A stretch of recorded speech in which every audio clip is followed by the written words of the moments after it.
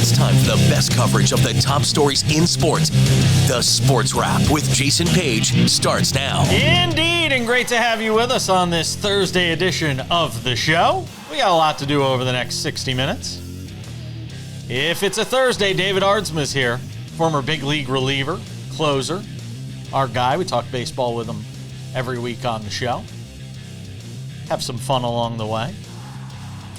A lot to get to from around the bigs as we approach the trade deadline. About 60 games left in the regular season. Some great finishes last night. Red Sox and Phillies was certainly one of those. We'll get into that with him and a whole bunch more. Some NFL to talk about as well as we begin the show. Sam Yarnell is here. And you read the banner and it says Jets quarterback Justin Fields carted off with a leg injury. It's not really a leg injury. It's a toe injury. We'll change the banner. There. Now it's correct. Justin Fields, and this was feared it could be a torn Achilles. I mean, you're the Jets. You're the Jets, Sam. So if a quarterback gets carted off the field during the early days of training camp, you are thinking the worst, which is Tyrod Taylor is now our starting quarterback. So, I mean, I can't blame Jets fans if the initial thought was the sky is falling, because it's the Jets and usually the sky is always falling. Yeah, did you? So Mike Greenberg was on the air, famously a Jets fan, yes. Was on the air as this news broke before we knew it wasn't really anything, as it turned out to not be.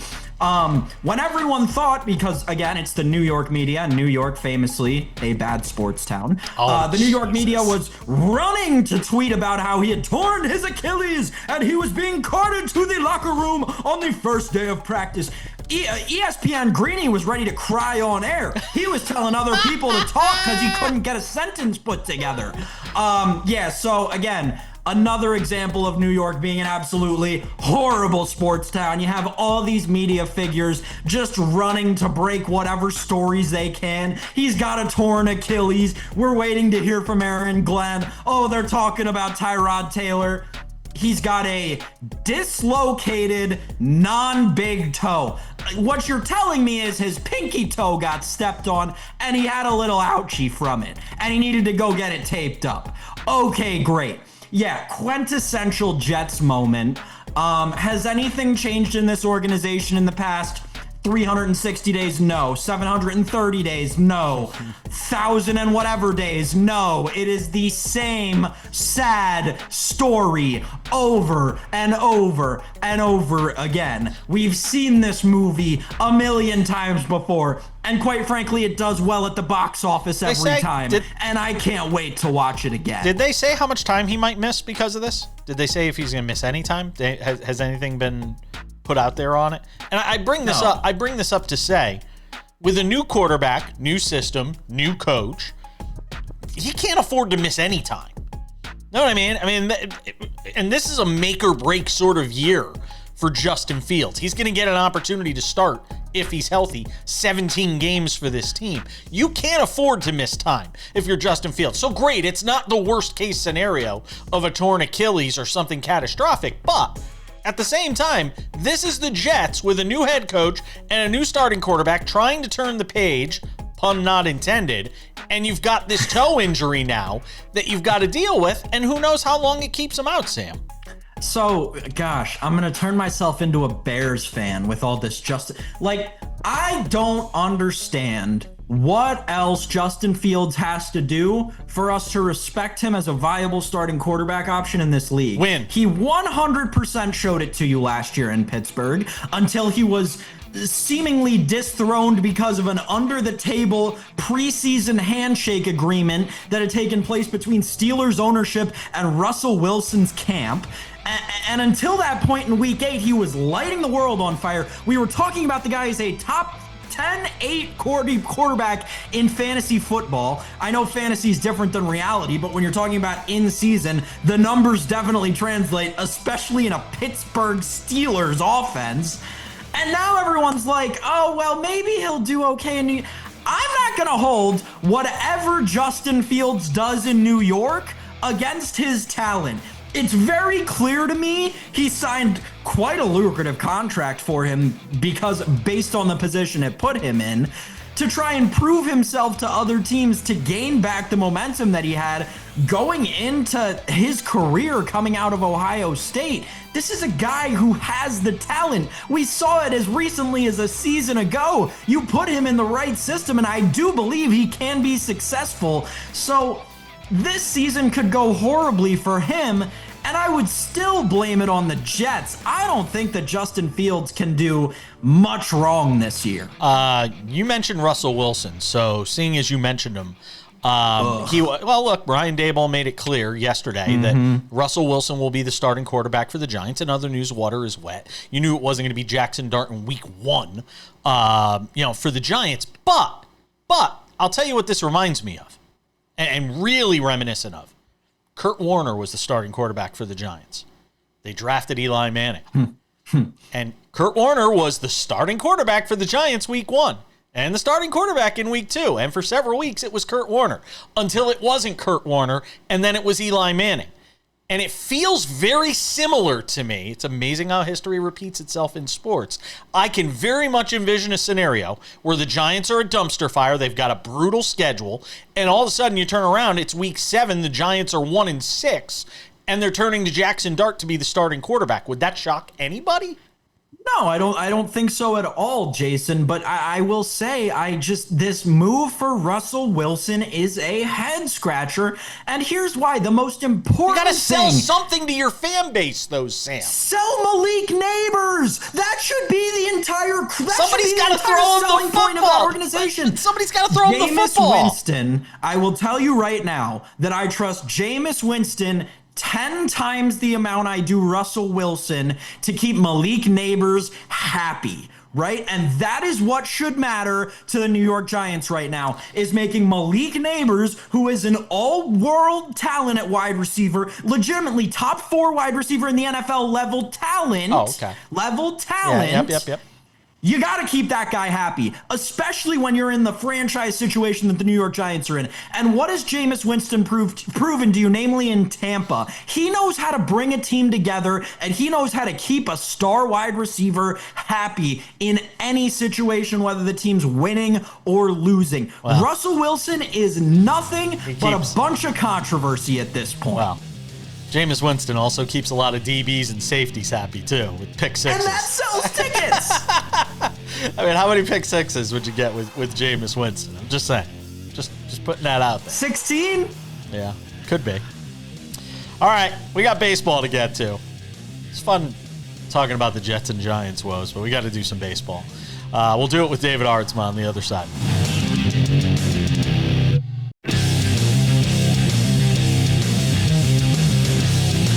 Welcome me back to this Thursday edition of SportsWrap. I teased it at the top of the show, and by gosh, I am a man of my word. David Aardsma is here. Because if it's a Thursday, we're talking baseball with this guy. Former big league reliever, our closer. And bald guy. And bald guy. Yeah, apparently I need to... I had lunch with somebody the other day who said, you need to do what Aardsma does. You need to stop doing the in-between thing, and you need to shave your head. Yeah, Sam, we know. You got a full head of hair. Just looking too good. That's not fair. Look at all that hair. Look at those flowing locks. Don't worry. Stay in a relationship. It'll go away soon enough. Trust me. That's what happens. You lose your hair, or it goes gray. So I want to ask you. I want to start with, and not because it's the Yankees. I know people are going to say, "Oh, Paige is talking about the Yankees again." I want to ask you about Max Fried and this blister issue, because we've never talked to you about this before. Why is it some guys, I mean, all these guys are pulling down hard on the ball or ripping at it at the seams. Why is it only some guys have this issue, this blister issue that seems to be popping up with him? It's always unique. So I never had a blister problem. Ever. I never had it when I would switch grips. So sometimes it depends on where your fingers are. So for me, I was always just a little off on the fastball. So I was never really on those seams. It just felt really comfortable. Some guys will be right on the seams. Some guys will be, like you're saying, ripping now. It's you're switching how the grips are. And so your fingers are right on those seams. And they're throwing different pitches. I threw fastballs so much, I never really had that problem. It's guys that usually throw curveballs, knuckle curveballs, so their fingers are more like getting on the ball, but he also had that pinky problem. So a cut right above his pinky, and that was causing more of the issues for him that he was talking about. But there are, without a doubt, players that have all these blister problems. And I've always said they've got either just really soft hands, they got to figure that out, get toughen up a little bit, or it's exactly where they grip the ball. But the problem is that's where you like it. And that's how you like that feel. And it's something that guys they cherish. They don't want to switch it up, but they keep getting blister problems. Yeah, he looked like he was having troubles throwing the breaking ball. One more on the Yankees, and then I'll move away from it. Their defensive woes are just, I mean, and I saw there was a great thing that popped up on my phone today from The Athletic, and I'll copy it almost word for word to ask you about it. You know, when we talk about this issue with the Yankees, it says the Yankees' sloppy play has been hard to watch. What is Aaron Boone doing to stop it? What's he going to do? Run infield drills every day? Like, what are you going to do as a manager, David, in this instance? And as much as I want to say, look, I blame him for the coddling of some of these guys and the way there's just doesn't feel like there's any real accountability on this team. But if Anthony Volpe's gonna boot every other ball that's hit his way, what the hell do you do? Yeah, what do you send them down without the GM's approval, without the owner's approval? You can do a couple things. One, the veterans can actually do more infield, outfield drills. And a lot of teams I've been on that were really good, those veterans will step up, recognize that they have a problem, and say, it's one thing to be really bad, it's another to be just average and okay. They're not okay. They're bad. And that's as a team, they can actually change those things and just say, all right, we're not going to be the best in the league, but at least let's just be defensively like okay enough for our pitchers to not like hate having to walk out on the field. And they need to be out there early work. They need to be out there just fielding every normal ball and just not booting it or not making what's really bad is they make these horrible decisions. Oh, the Jazz Chisholm play last night. The Jazz Chisholm play from last night is a perfect example of that. Yeah. And like for every play where he backhands and jumping throw, he just makes these kind of plays where you're just sitting back going, that's a rookie play. That's what the difference is. And the Yankees right now are built to have the best offense in the league, and they do. And they're built to have one of the worst defenses in the league, and they do. And they when rosters are built like this, there's not a whole lot you can do besides start like scrapping from the bottom. And I believe they tried that when they tried to bring in Chaz. They thought they were going to get a better defensive replacement, but they didn't. David, from the American League to the National League, Jesus Luzardo to me has been a very interesting case study this year, if you'll call it that. He's had some outstanding starts. Like the vast majority of his starts have been amazing. You sprinkle in like 4 bad ones. There was that stretch of back-to-back starts a month and a half ago, 2 months ago. People thought he was maybe tipping his pitches. I know you had something to say about that then. And now he's had back-to-back starts again, where he's given up multiple earned runs in a short period of time. And people are saying that he may be tipping his pitches again. Just kind of speak to the viewers about what tipping pitches really is and how frequently it actually happens or maybe doesn't actually happen in Major League Baseball. Almost everybody tips their pitches every pitch. Almost everybody. It's how minute, and can you relay it? Do you even know what they're doing yet?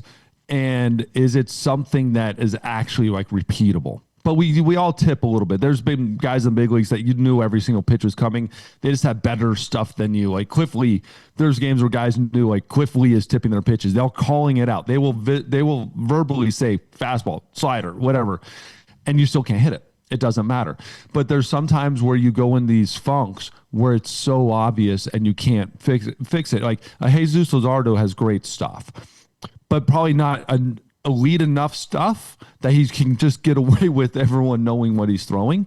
There are certain pitchers that can do that, but he is not on that position right now. So he's giving it away. And if these guys are picking it up every single bat, every game, that's something. And then he'll probably try to fix something and it'll get worse, or try to fix back and it worse. He's probably not tipping completely, but he's probably so in his head right now that he's thinking about it so much that the ball is now getting over the center of the plate. It's getting flatter. He's not getting the same type of rotation they would be. A lot of it's just mental. Like baseball is so much mental. Like I know the joke, the Yogi Berra joke, but it is so mental that even when you just think you're doing something, even though you're not, the ball will end up showing that you're doing exactly what you thought you were doing. We got a whole host of other issues. Speaking of tipping pitches and pitches being relayed, there was something that took place last night in this Red Sox Phillies game with the Phillies coming away with a loss after being up, I think, like 5-0 in that game. And there's video of Alex Cora that we're going to show you on the other side. I want to get David's reaction to it. How common is this? Did he just get caught? Does it matter that he got caught? Is it just part of the gamesmanship of baseball? We've got a lot more to talk about with David Aardsma, former big league reliever. Our closer hangs out with us every Thursday on SportsWrap. Don't go anywhere.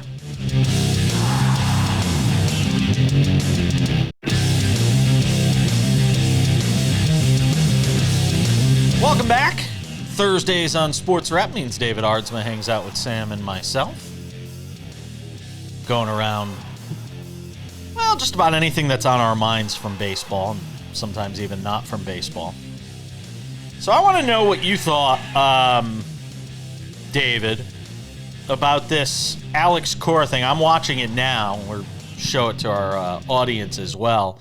So this was last night, Phillies Red Sox, and you could clearly see Alex Cora as Gonzalez hits, I don't know if it was the game-tying home run there, but Gonzalez hits a big home run for the Red Sox, and you could clearly see before the pitch is thrown, not pretty close to when the pitch is thrown, but still before the pitch is thrown, you could see Alex Cora signal to what looks like the first base coach, who then I would imagine signaled the hitter about what pitch was about to be thrown.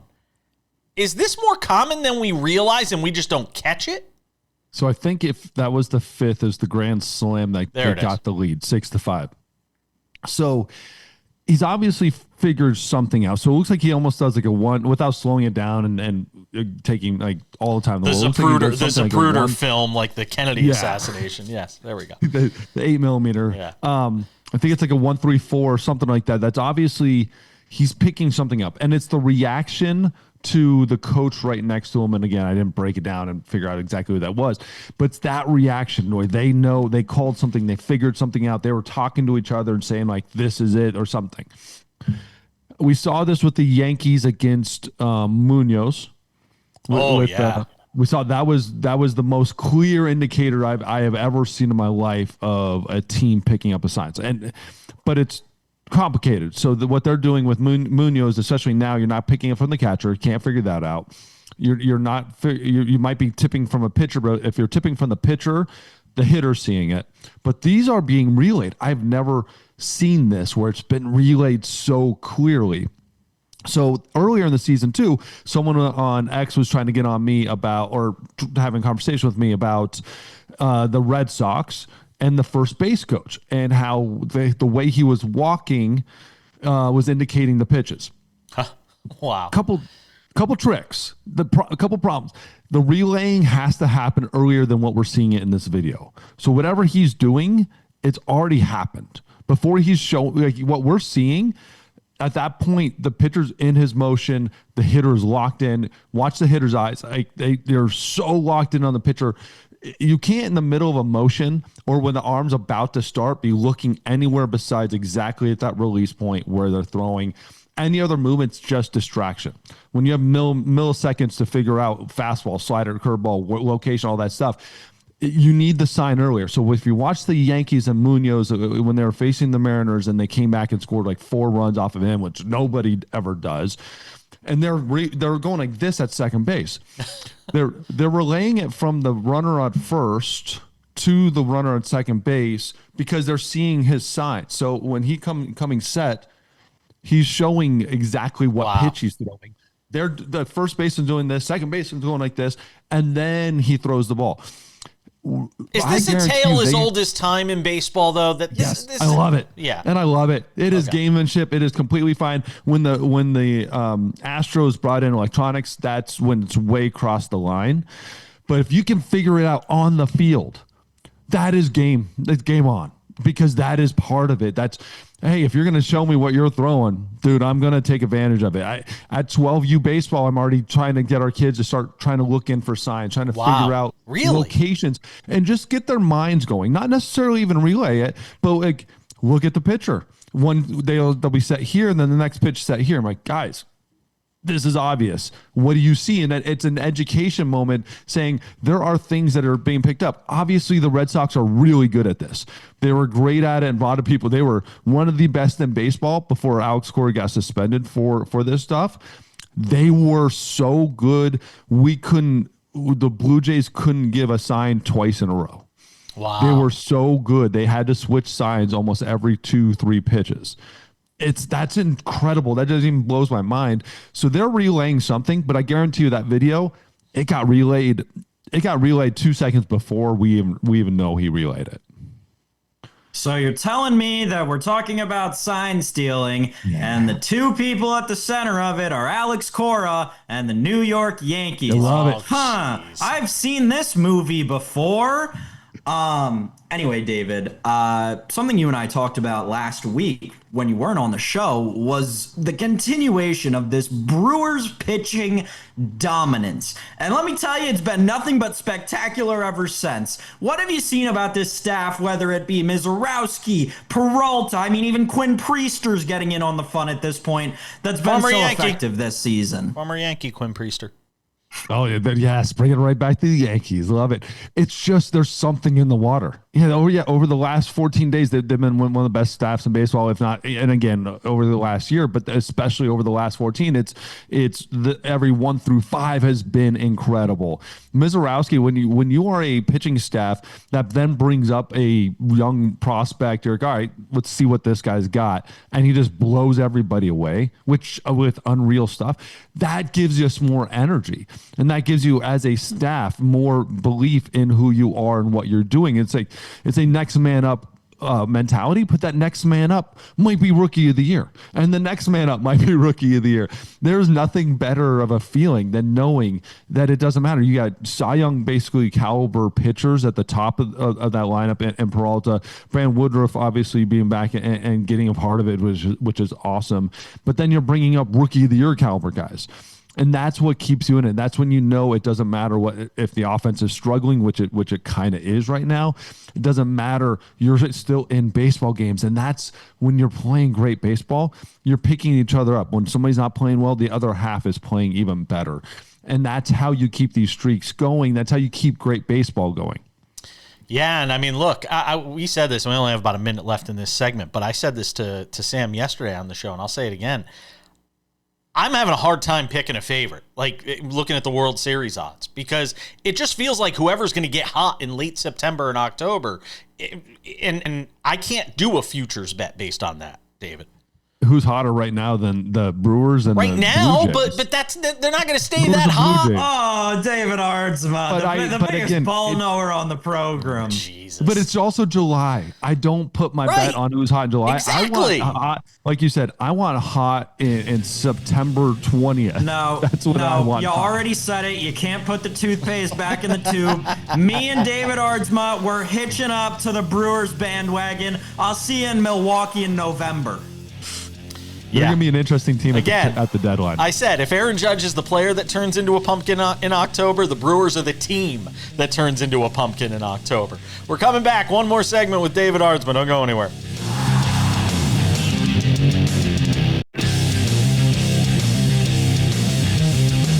All right, coming up in 10 minutes, the Packers made how much on revenue sharing?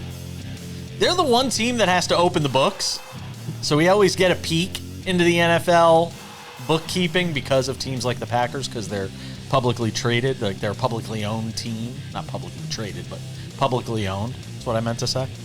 David Aardsma is back with us for another segment. Trade deadline fast approaching, Mr. Aardsma. Sam Yarnell, what do you got? David, a couple of pitchers that have drummed up, I guess, their names in the news cycle recently. The first one is a weird one for me. It's Dylan Cease. The Padres obviously being in this insane gauntlet of an NL West division. Outside looking in at the playoffs, I guess, at this point. But because of Cease's contractual status, it seems like there may be a chance he gets traded. Where could you see him ending up potentially?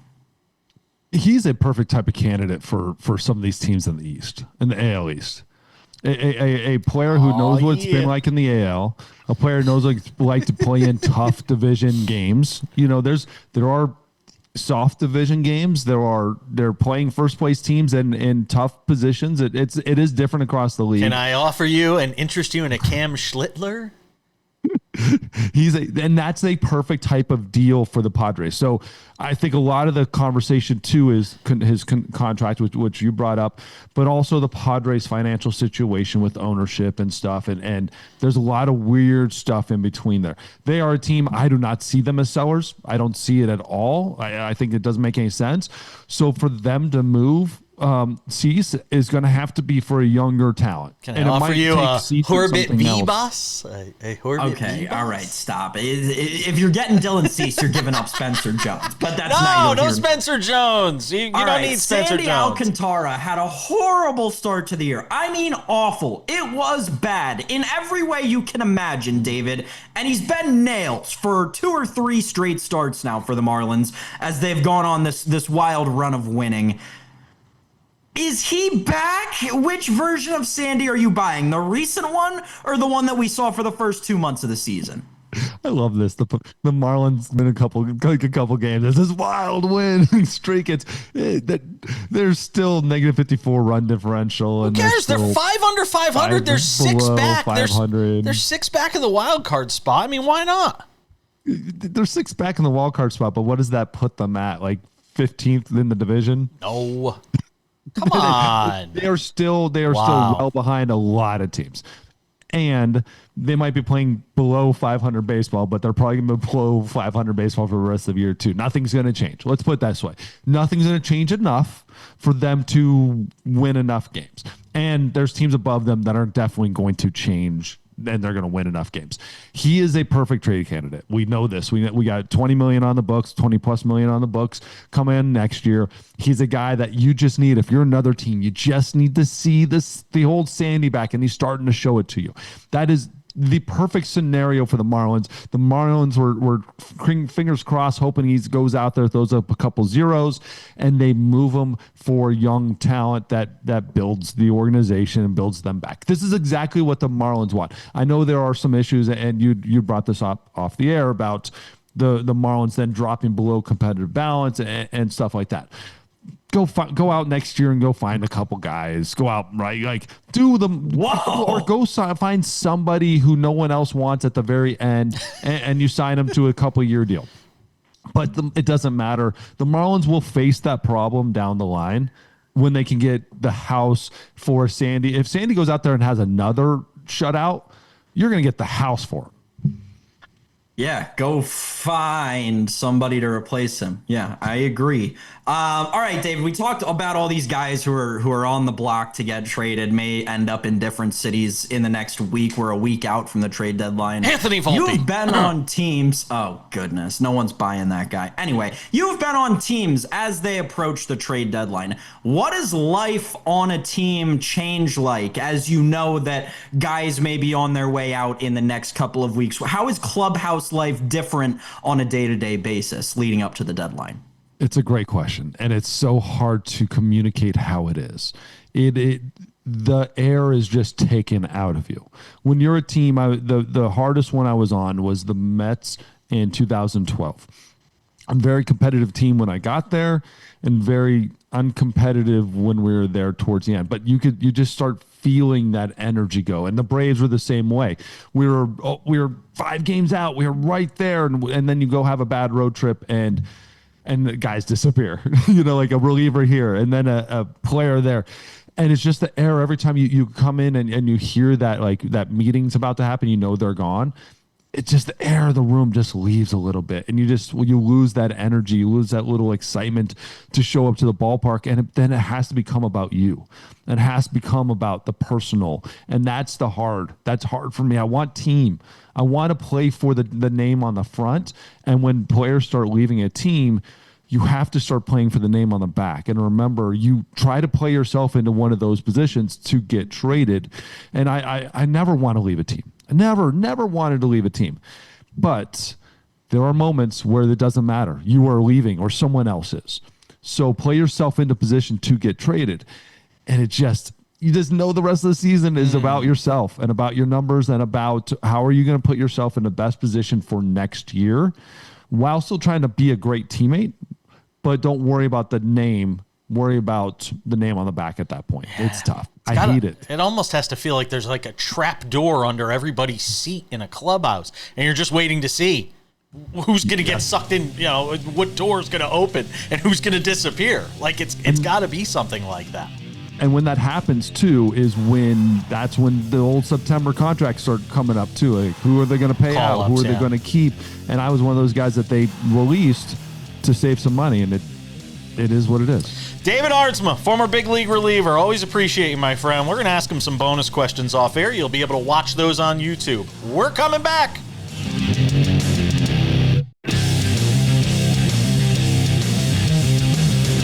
All right, we'll wrap it up with some odds and ends 10 minutes from now. Thanks to David Aardsma again for indulging us, as he does every Thursday on the show. Good show tomorrow. As always, Robert Littell, Black Sports Online founder, will hang out with us. Tino Patino will be here to preview NASCAR. I think it's like the championship round for their in-season bracket that they have going on as well. Sam Yarnell, got some more NFL to talk about with you.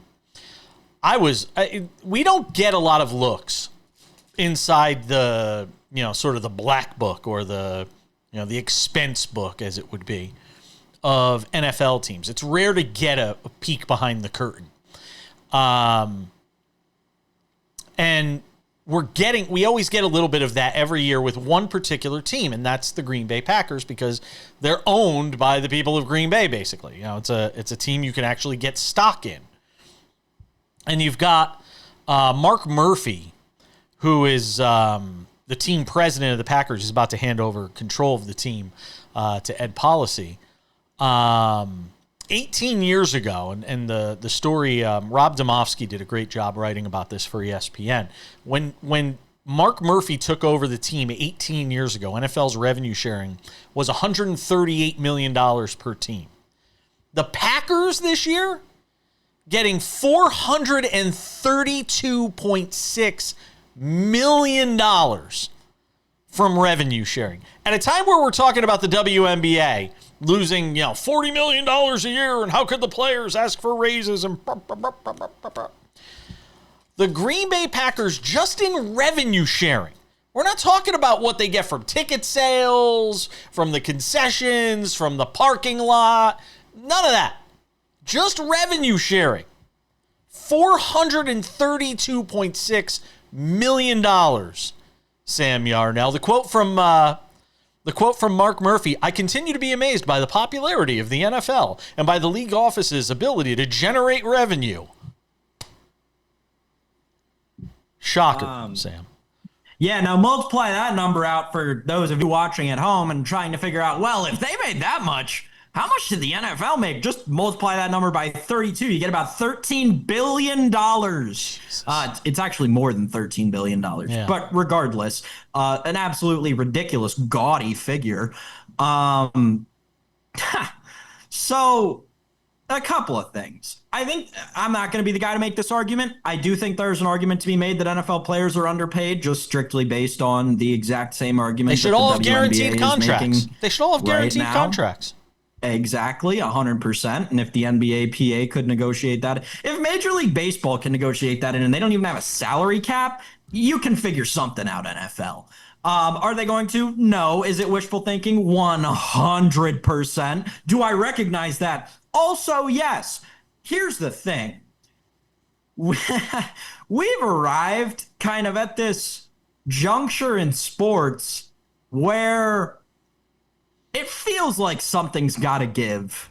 It really, like, these numbers have just been going up and up and up and up forever and ever and ever. And you said it, Jason, this is just the revenue sharing portion of it, right? Like, this isn't even all of the extra stuff that goes into making money on a football Sunday.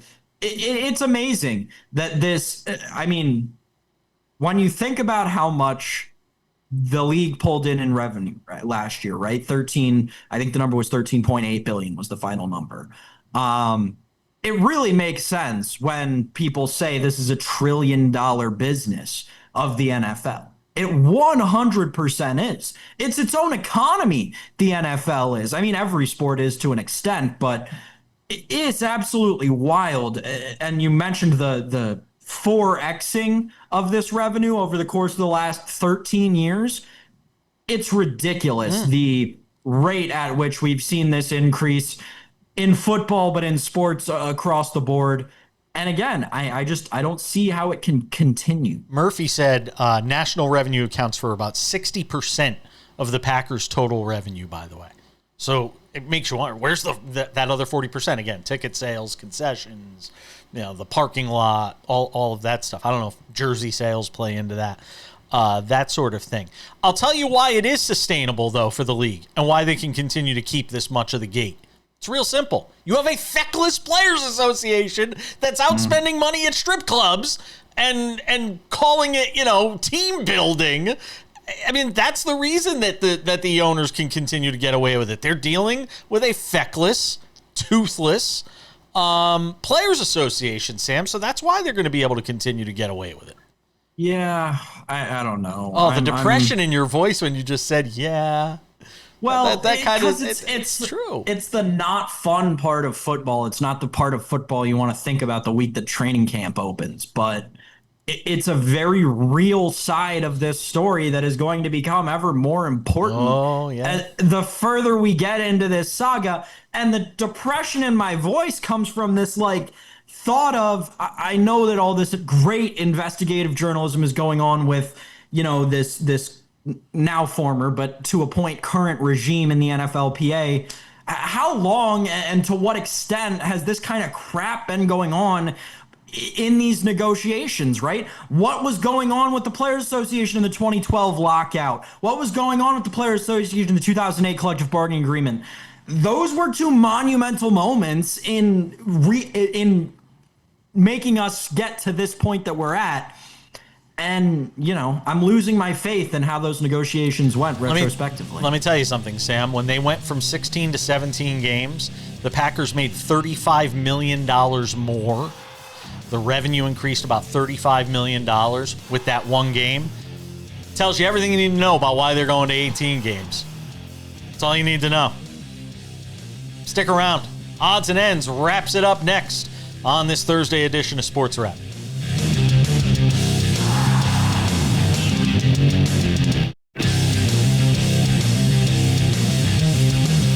All right, just about time to put the wraps on this baby for a Thursday. A reminder,